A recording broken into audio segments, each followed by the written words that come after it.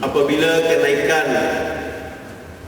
kenaikan bahan bakar, produk petroleum dan gas, bahan daripada kenaikan ini telah dirasai oleh seluruh negara, tidak ketinggalan Labuan. Bagi kita di Labuan ini, dari segi pertumbuhan ekonominya mungkin belum lagi kita rasai, tetapi dari segi sara hidupnya terlalu kita rasai. Kalau saudara-saudara saya yang datang daripada Semenanjung, yang datang ke Labuan ini, bertugas di Labuan ini, pada mula dia menjejakkan kaki di Labuan ini, dia akan terasa betapa mahalnya hidup di Labuan, walaupun dari segi sumber ekonominya tidak begitu.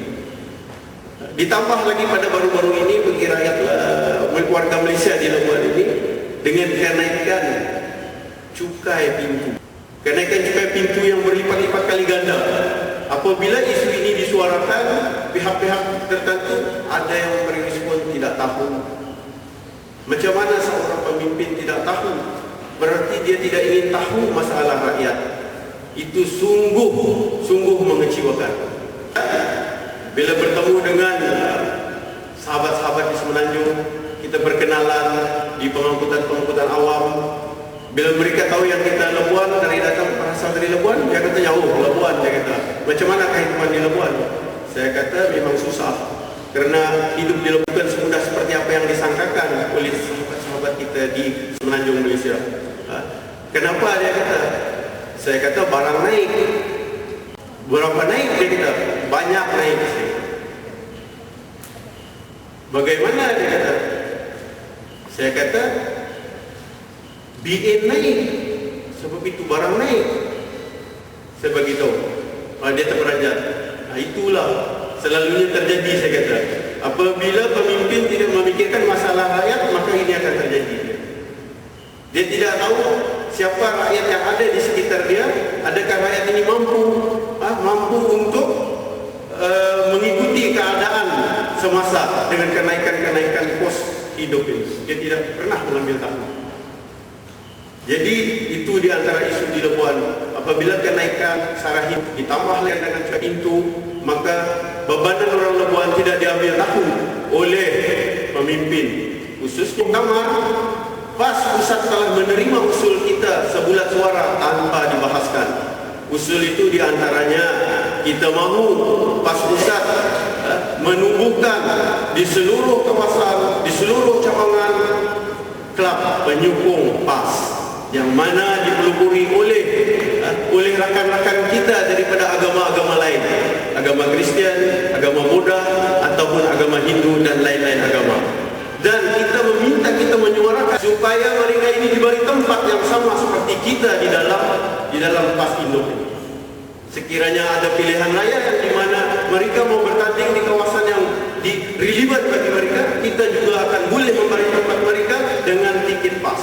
InsyaAllah itu telah pun dipikirkan oleh pusat, dan insyaAllah dari penjawat dari pusat akan datang ke Labuan untuk tujuan bertemu dengan sahabat rakan-rakan kita daripada agama-agama lain untuk membincangkan soal penubuhan kelab penyokong PAS, khususnya bagi wilayah Persekutuan Labuan, dan di seluruh negeri-negeri lain telah pun terjadi. Saya dipahamkan di Negeri Sembilan, di antara negeri yang sekarang jauh ke hadapan, sudah banyak cawangan-cawangan, kawasan-kawasan klub penyokong PAS ini ditubuhkan.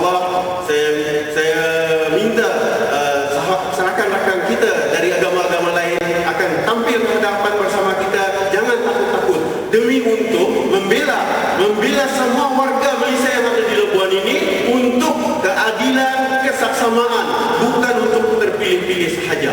Kita mau semua orang sama mendapat keadilan. Itulah perjuangan kita di dalam PAS ini. Bila kita ambil contoh di negeri Kelantan dan di negeri Terengganu, apabila diterajui oleh PAS dulu, walaupun kumpulan yang beragama lain ini kumpulan minoriti, tetapi mereka diberi hak yang sama. Di Kelantan, sekolah-sekolah bahasa ibunda tidak disakat, pengamal-pengamal agama tidak disakat, sehingga kan pembinaan satu patung Buddha yang terbesar terdapat di Kelantan tidak disakat oleh kerajaan negeri. Kerana kita percaya yang mereka ini mengamal, itulah kepercayaan mereka. Kita tidak ada hak untuk menyekat mereka, walaupun mereka minoriti. Itulah perjuangan PAS.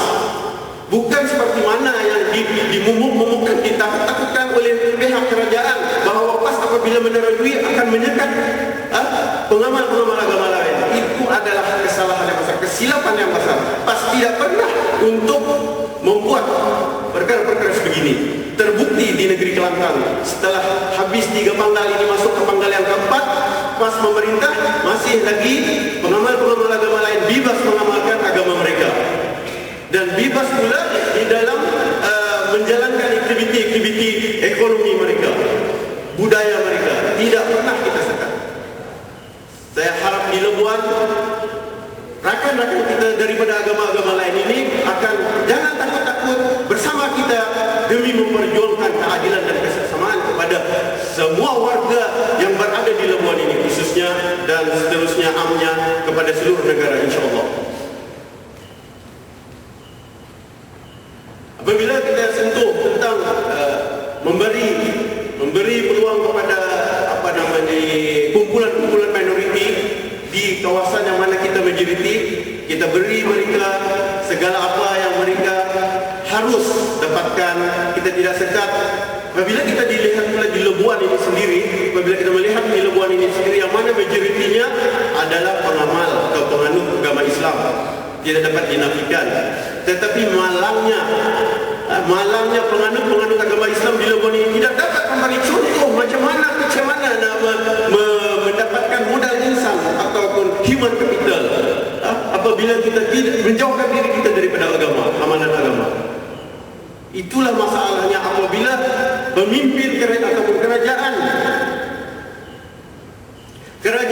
tidak mengambil kira untuk macam mana caranya bagi membangunkan